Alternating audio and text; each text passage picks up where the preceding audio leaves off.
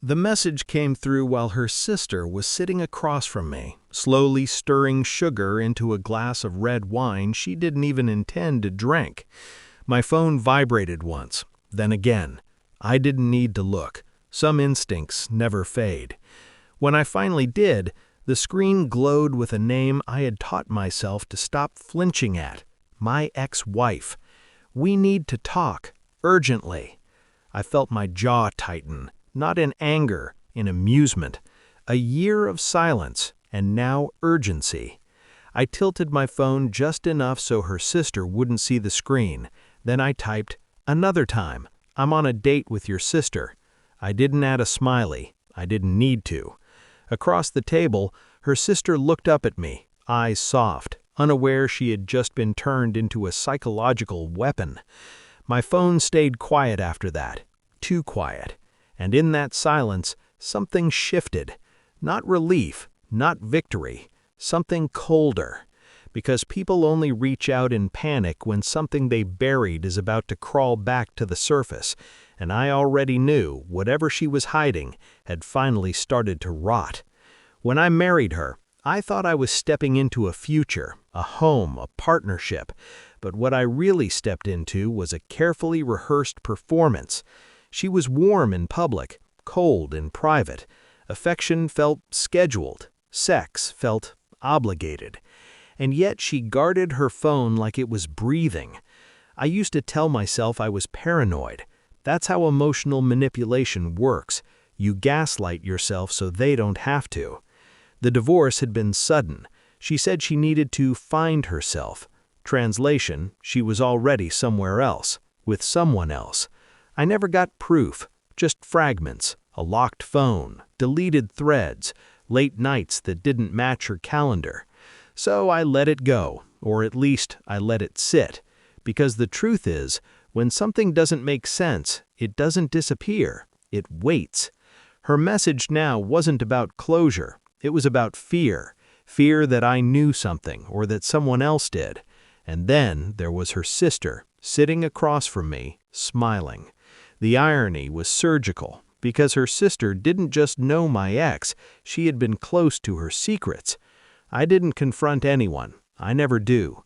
I observe. I let patterns reveal themselves. Her sister was gentle, open, not calculating like my ex. Over a few dates, she talked about childhood, about their family, about how my ex had always been restless, like she was always running from something, she once said.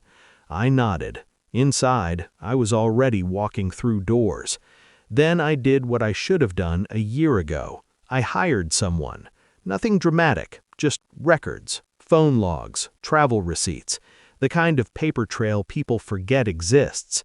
What came back wasn't just confirmation, it was a timeline, a double life, a pregnancy my ex had hidden, a man she had been seeing for almost 2 years before our divorce. The dates overlapped, cleanly, cruelly.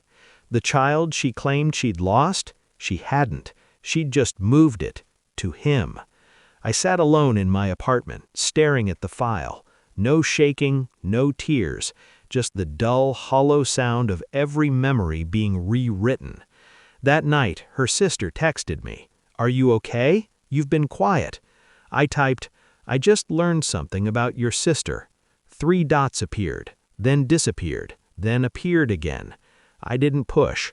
Truth doesn't need to be chased. It walks toward you when it's ready.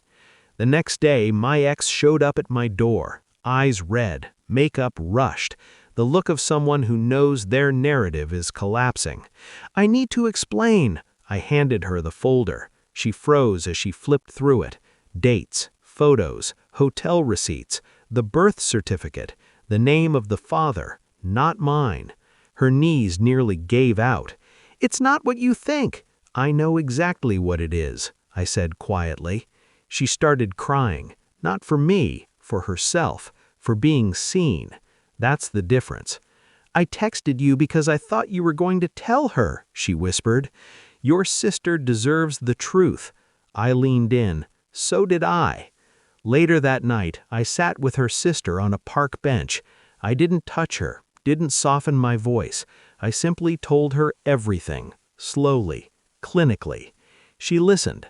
When it was over, she didn't cry, she just nodded. I always knew she was lying about something. I stood up. So did I. I walked away, not from her, from all of it. The lies, the marriage, the version of myself who once begged for honesty. Some people think revenge is loud. It isn't. It's letting the truth stand where a lie once felt safe and watching it burn, silently.